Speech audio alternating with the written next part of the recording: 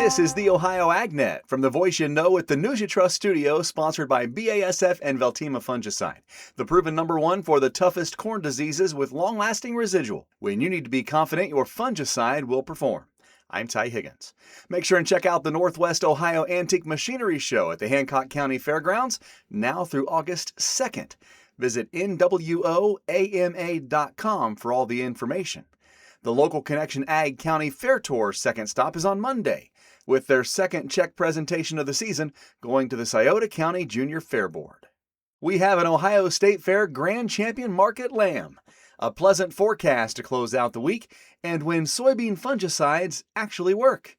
This morning's news feed delivered by Ebert's Field Seeds, proven local seed performance for Ohio farmers. It's time to start planting Ebert's. Call 937-473-2521 or visit online at ebertsseeds.com. Let's find out more about our exhibitor of the 2026 Ohio State Fair Grand Champion Market Lamb. My name is Carson Arup. I'm from Warren County down in Cincinnati, Ohio. I've been showing ever since I was allowed to show. I have a brother and sister, Ashton and Bailey. They've been showing all their life as well. It all started with my grandparents on their farm back then. My dad showed all kinds of animals, and I've been showing at State Fair ever since I was about 10 years old. We were never very competitive until the past 2 years ago, and we really started to focus on lambs and dial in. You can check out the Grand Champion and Reserve Grand Champion Market Lambs from this year's Ohio State Fair with some new videos online at ohioagnet.com and on Ohio AgNet TV on YouTube. Let's check in with our weekly update from the Ohio Soybean Council and your checkoff dollars at work. Here's Dusty Sonnenberg. Joining me today is Dr. Horacio Lopez Nicora. He is a soybean pathologist and nematologist at The Ohio State University, talking about soybean plant diseases and when fungicides can work and ones they don't work on. The presence of some fields that unfortunately are experiencing oomycetes damage. Oomycetes are these water mold pathogens. They look like fungus, they grow like fungus, but they're not true fungi. And this is just fascinating, and it's very important for us to understand because any fungicide will not take care of them, right? It has to be products that are very specific for this group, the oomycetes, the water mold, Pythium, Phytophthora, Globosporangium. Those are the ones that thrive in conditions that where saturated soil with water are present. So a lot of rain, poorly drained fields. Those are fields very prone for these pathogens to thrive. Phytophthora zoysia specifically, amazing work that Dr. Ann Dorrance have done for years at Ohio State, right, where it shows that Phytophthora zoysia is an important pathogen in soybean, that some of the resistant sources are being overcome by populations we have in Ohio. It has like these two phases where it really poses a lot of threat to the crop. One, it's very early at the seedling stage, even at the seed and pre-emergent stage. We call these the damping off stage. Pythium can cause these as well, so other water molds can do this. Phytophthora, with heavy rains, wet conditions, and above all, warm soil temperatures, it can come back and cause adult plants to die. And those are the very, very characteristic symptoms. That's where we're seeing a lot in our research trials. We provide conducive environmental conditions, but really this year we're seeing a lot of these symptoms in our research plots, and we have also been experiencing the same in commercial fields. Again, my guest today, Dr. Horacio Lopez Nicora, soybean pathologist and nematologist, talking about some of the diseases present in the environment and characteristics to look for. This update brought to you by the Ohio Soybean Council and your soybean checkoff. Thank you, Dusty. Let's check the forecast now with Ryan Martin. Brought to you by Seed Genetics Direct, the #1 fastest growing and largest Ohio-based independent seed company. Right now, not looking at any major precipitation potential here the next 2 days. Clouds will be increasing overnight tomorrow night, and likely just ahead of daybreak, we'll start to see some scattered showers push into western Ohio, spreading across the rest of the state through your Saturday and lingering through Sunday. Embedded thunderstorms in there as well. I think we have decent rains, 1/2 to 2 inches now, what I'm calling for, across darn near 100% of the Buckeye State. On Monday, we may see some lingering showers down near the Ohio River, but more of the state clearing than I thought a few days ago. Will be completely dry Tuesday, then heat-based instability back the rest of next week. Wednesday forward through Friday, I think we have to allow for afternoon and evening thunderstorms every day. 30% coverage on a daily basis. The weekend of the 8th and 9th, largely dry, but we have some rain coming back for Tuesday, the 11th of the week following. I'm Ryan Martin. Thank you, Ryan. Heading back to the Ohio State Fair later on today for the midday broadcast from the Dairy Products Building, talking about Butter Cow, talking about the Butter Cow and also the renovations to that building for this year's fair with the American Dairy Association Mideast. And then on Friday, broadcasting from the State Fair thanks to Kalmbach Feeds, feeding you the results first.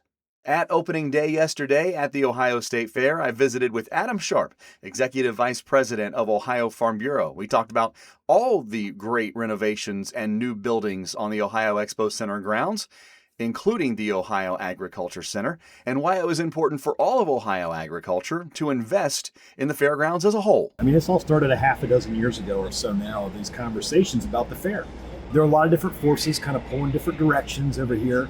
And I give a lot of credit ultimately to the General Assembly, to Governor DeWine and his administration, and in particular to all the ag groups. The agriculture community here in Ohio came together and had this conversation. We said, what was our vision? And then working with the Expo Commission and working with their initiative to talk about the future of the Expo, ultimately there were several major decisions made. And one of those is we want this fair to be right here in Columbus. And people said, yeah, we want to keep it right here. And then ultimately, we want to make sure that we're reinvesting in it. Because as we know, we love the state fair. But the state fair needed some real love. It had been a while since there's been a major investment here at the fairgrounds. That was part of the rally, I think, from all these different folks I mentioned, all these great different partners, to make a new investment in this fairgrounds, and in a lot of different ways. So it wasn't just, hey, let's build a new building. It was, let's think about the overall design. And that's where this the 2050 commission that the governor set up, those were those heavy questions they were asking. And ultimately, the results are now on full display here for this state fair with multiple new buildings, multiple upgrades in other buildings, new layouts, designs, landscaping. I mean, this place is beautiful, and this was what needed to happen for Ohio. That's Adam Sharp, Executive Vice President of Ohio Farm Bureau. Well, if you haven't been in the hay equipment market for a while, you may want to take a look. More coming up in today's featured audio, next on the Ohio AgNet. The Ohio State Fair has more of the fair you love. It's the best day together with more to do. Bring the whole crew for the classics you love, plus even more to explore, taste, and experience with brand new buildings, attractions, and more. More of the fair you love. The Ohio State Fair, July 29th through August 9th, 2026. Plan your day and get tickets at ohiostatefair.com. Bomb 31 sold them. 30,000. Get ready to bid on the heavy equipment and vehicles you need in a Ritchie Brothers Midwest Regional Auction happening August 6th. Inventory is housed at Minneapolis, Kansas City, Chicago, Columbus, Detroit, and Lincoln locations. Choose from a wide selection of construction and transportation equipment. Don't miss this great opportunity. Visit rbauction.com/Chicago to sign up. Again, that's rbauction.com/Chicago. Welcome back on the Ohio AgNet. I'm Joe Everett. Today my guest is Greg Holthouse with Holthouse Ag Solutions. And Greg, always great to visit with you. Some new hay equipment in your lineup this year. That's a new offering. Can you tell us about it? Yeah, we started offering here this year the tedders and rakes. Available, we have the 2, 4, and 6 basket hay tedders, all made from Ironcraft. And then we also have hay rakes in the 8, 10, and 12 wheel bat rakes, and they've been a really good lineup for us, really strong, and we really like carrying them. And how have sales been going this year so far? As a whole, sales have been really good this year. As a business, we're growing and extending our reach out a little bit and adding a little bit more stuff to kind of keep that reach growing out. And this is just an addition to what you guys have already been selling. You guys also sell a tractor lineup. Can you elaborate on that for us? Yes, we carry the TYM tractors, and that's the beautiful thing of having the attachments to go with it. We're starting to become, you can buy the tractor and buy the implements that you want to go with it. In the tractors, we carry the 22 horse all the way up to 130 horse. We try to keep a lot of them in stock as much as we can. And your guys' main location is here in Sidney. You guys also have another location as well. Yes, we have a location over in Radnor, would be right outside of Marysville on 257. We keep tractors at both locations, and obviously we try to do a lot of the service here in Sidney with it being the main location. But yeah, we keep both places stocked and ready to handle people's needs at all times. And you guys have been recently talking about giving back to youth programs here as for customers who buy equipment. Can you tell us about that? Yeah, here this year, obviously our kids are involved in sports, and we thought what better way to help out communities and people. So we started giving back a little bit with somebody buys a tractor and they have a foundation or a group that they're really tied to or really feel passionate about. We'll donate back to that foundation or group, whether it's youth sports or whatever that is. We'll donate back to give more to the community and help out. And most of this stuff anymore is really good to see, and see places grow from the money that's given to them. Well, and just today, everything costs so much more money, so every little bit counts. What's kind of the outlook of the company here as you've been growing here the last several years? What's kind of the goal for you guys? Obviously, the goal for us is to continue to grow. Right now, we are still truly ran by my wife and I. We have a couple guys that help out part-time, but we would love our business to grow to where we have full-time employees and just really be able to service the tractors well and sell the tractors and really do a good job for everybody. Well, and I know you got some kids coming up. I'm sure you'll be happy to have them along as well.